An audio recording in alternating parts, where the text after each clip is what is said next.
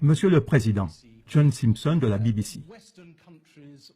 Les pays occidentaux disent presque unanimement qu'il y a une nouvelle guerre froide et ils pensent que c'est vous qui avez décidé de la recommencer. Presque tous les jours, on voit des avions russes procéder à des manœuvres dangereuses près de l'espace occidental.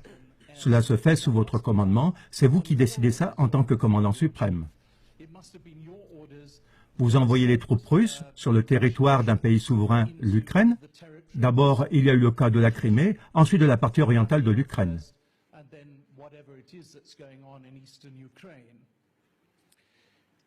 Maintenant, vous avez un certain problème avec le cours du rouble. Vous allez avoir besoin de l'aide, de la compréhension et du soutien d'autres pays, et notamment des pays occidentaux. Est-ce que vous allez profiter de cette occasion pour dire à l'Occident, si je puis me permettre de poser cette question, que vous ne souhaitez pas une nouvelle guerre froide et que vous allez maintenant faire tout votre possible pour résoudre le problème en Ukraine? Merci.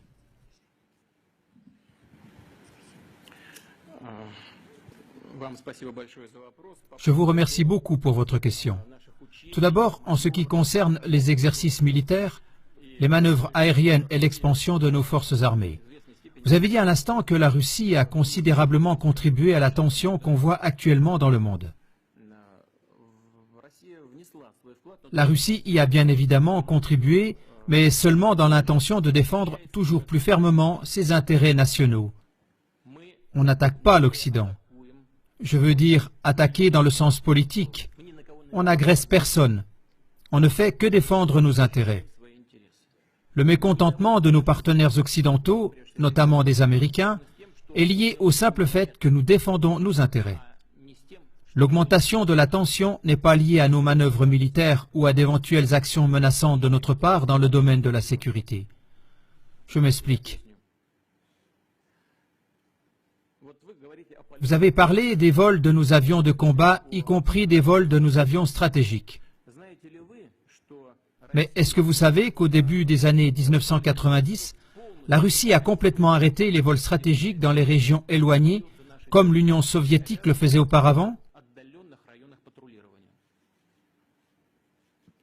Nous les avons complètement arrêtés. Mais pendant ce temps, les avions stratégiques américains ont continué à voler avec des armes nucléaires à bord. Pourquoi? Contre qui? Qui menaçait-il? Nous n'avons pas effectué de vol. Année après année, nos avions n'ont pas volé. Il y a 2 ou 3 ans que nous avons recommencé. Alors, qui est le provocateur? Est-ce que c'est nous? Nous n'avons que 2 bases militaires à l'étranger dans des zones qui représentent un danger terroriste. Au Kirghizistan, la demande a été faite par les autorités kirghizes, par le président de l'époque, Akev, après une incursion de terroristes venus d'Afghanistan. Au Tadjikistan, il y a une base russe qui est aussi sur la frontière avec l'Afghanistan. Je pense que vous avez tous intérêt à ce que la situation reste calme là-bas. La plantation de bases là-bas est bien fondée, compréhensible et adéquate. Les bases militaires américaines, elles, en revanche, sont partout dans le monde. Et vous dites que nous nous comportons agressivement?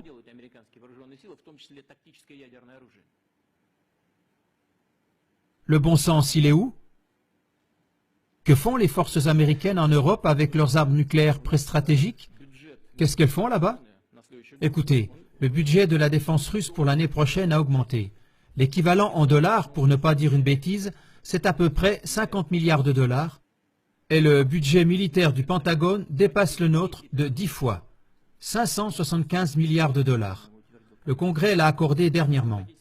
Et vous voulez dire que nous menons une politique agressive? Il faut quand même garder son bon sens, n'est-ce pas? Est-ce que c'est nous qui avançons nos bases militaires près des frontières des États-Unis ou d'autres États? Qui est celui qui fait avancer les bases de l'OTAN toujours plus près de nous? Qui est celui qui laisse avancer vers nous l'OTAN et les infrastructures militaires? Ce n'est pas nous. Quelqu'un nous écoute-t-il à ce sujet? Y a-t-il un dialogue qui a lieu avec nous? Non, ce n'est pas du tout le cas.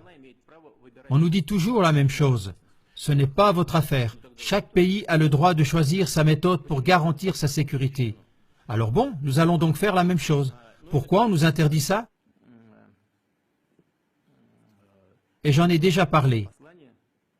Qui a résilié unilatéralement le traité du système de défense antimissile, qui était sans aucun doute à l'époque une des pierres angulaires des plus importantes dans tout le système de sécurité international? Est-ce que c'est nous? Non, ça a été fait par les États-Unis de façon unilatérale. Les USA nous menacent. Ils déploient ces éléments de la défense antimissile non seulement en Alaska, mais aussi ici en Europe, en Roumanie, en Pologne, tout près de nos frontières. Et vous voulez dire que nous menons une politique agressive? La question de savoir si nous voulons des relations sur un pied d'égalité avec l'Occident? Oui, bien sûr, mais seulement à condition que nos intérêts nationaux soient respectés, aussi bien dans le domaine de la sécurité que dans le domaine de l'économie. Pendant environ 19 ans, nous avons négocié l'entrée de la Russie à l'OMC. Nous avons dû faire énormément de concessions pour cela. Et tout le temps, on a pensé qu'il s'agissait d'accords vraiment solides, inébranlables. Je ne veux pas dire qui a tort ou qui a raison dans ce conflit ukrainien. Je pense que c'est notre position qui est la bonne. Mais laissons ça de côté. J'en ai parlé déjà plusieurs fois et je pense que nos partenaires occidentaux ont tort en ce qui concerne la crise ukrainienne. Donc nous avons adhéré à l'OMC. Là, il y a des règles commerciales solides. Ces règles ont été violées. Les règles du droit international ont été violées et les règles de la Charte des Nations Unies ont été violées lorsque des sanctions économiques illégitimes et unilatérales ont été infligées à la Russie.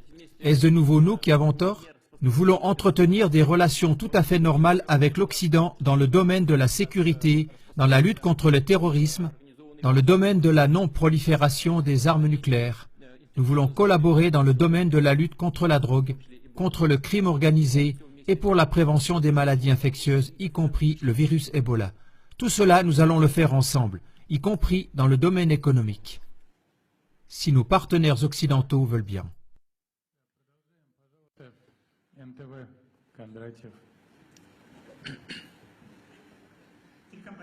Vladimir Vladimirovitch, Monsieur le Président, 25 ans se sont écoulés depuis la chute du mur de Berlin. Vous avez vous-même été témoin de cet événement quand vous travailliez à l'époque en RDA. Depuis, on a beaucoup fait, peut-être pas ce que nous avions espéré initialement. Il y avait beaucoup d'espoir, mais quand même, il y a eu des progrès. Grâce à votre persévérance, on était tout près de supprimer l'obligation de visa avec l'Union européenne.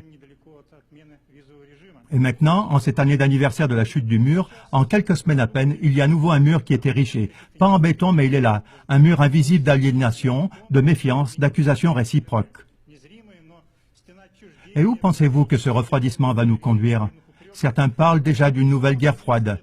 Est-ce qu'on va habiter dans des mondes séparés ou bien est-ce qu'on a des possibilités pour reconstituer le dialogue et la coopération?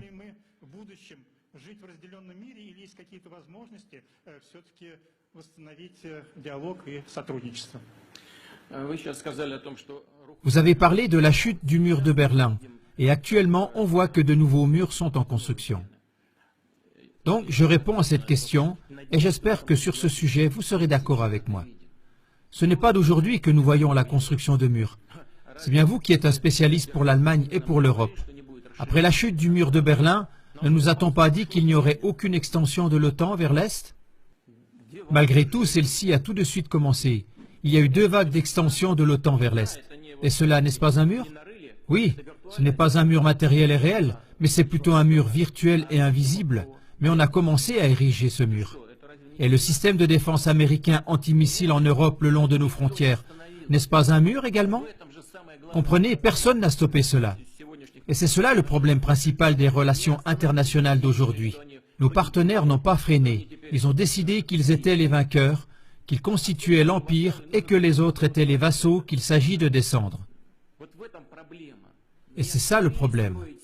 Ils n'ont pas arrêté de continuer partout la construction de ce mur, en dépit de toutes les tentatives et de tous les gestes de notre part pour travailler en commun, sans qu'il y ait des lignes de division en Europe et partout dans le monde. Je pense que notre position intangible par rapport aux différentes situations dans le monde, également en Ukraine, devrait faire comprendre à nos partenaires occidentaux que le meilleur chemin et le plus juste, c'est d'arrêter de continuer à construire de nouveaux murs et de commencer à construire une zone commune humanitaire, de construire une zone commune de sécurité et d'économie.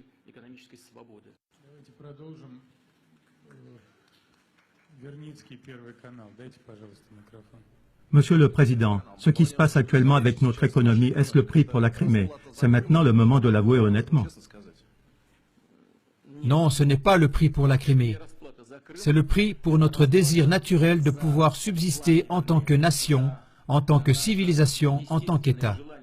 Et cela pour les raisons suivantes. Tout à l'heure, lorsque j'ai répondu à la question de votre collègue qu'après la chute du mur de Berlin et l'effondrement de l'URSS, on s'est totalement ouvert à nos partenaires occidentaux.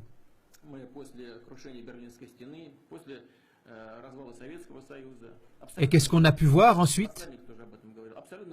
Le soutien direct et total du terrorisme dans le Caucase du Nord, c'était de l'aide en direct. Comprenez-vous? C'est ainsi qu'agissent les partenaires? Je ne vais pas entrer dans les détails, mais c'est un fait et tout le monde le sait. Dans chaque question, quoi qu'on fasse, on aboutit toujours à des problèmes, à des résistances et à des luttes contre nous de la part de l'Occident. Rappelons-nous les Jeux Olympiques de 2014 à Sotchi. De quelle manière notre pays s'est préparé pour cet événement, avec quel enthousiasme et quelle joie nous l'avons fait? Avec ces Jeux Olympiques, nous avons voulu organiser une fête non seulement pour nous, mais aussi pour les amis du sport du monde entier. Et c'est un fait réel qu'on a essayé comme jamais auparavant, et jamais avec une telle ampleur, et jamais de façon aussi clairement coordonnée, de discréditer et de calomnier non seulement les préparations pour les Jeux, mais aussi les Jeux Olympiques eux-mêmes. C'est un fait évident. Mais pourquoi cela? Qui a besoin de cela?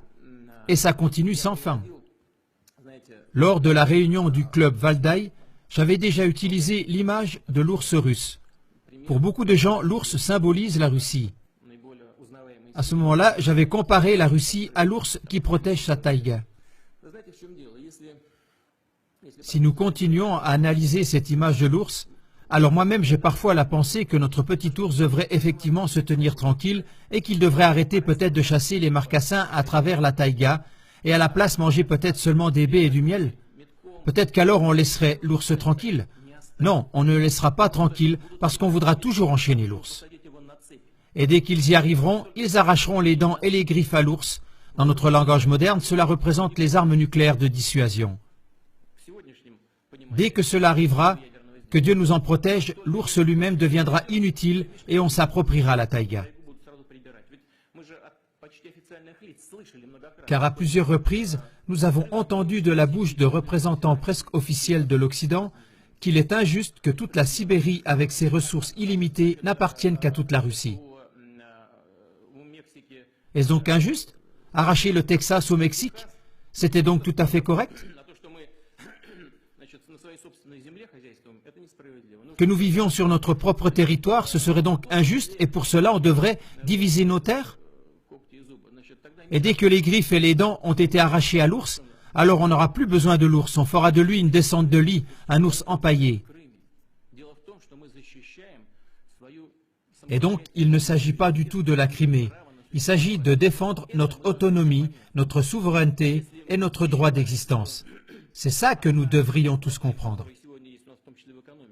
Si nous partons du fait qu'à peu près 25% de la situation de notre problème économique actuel est causée par les sanctions occidentales, et c'est ainsi, ces sanctions sont de 25 et 30% responsables de la situation actuelle. Nous devons comprendre cela et décider si nous voulons nous maintenir et combattre, et ce faisant, nous améliorons notre structure économique en utilisant les sanctions comme tremplin. Et ainsi, nous deviendrons plus indépendants, renouvelés par ces temps difficiles. Ou alors, voulons-nous que notre peau d'ours soit accrochée au mur? Voilà le choix devant lequel nous nous trouvons. Et cela n'a rien à voir avec la Crimée.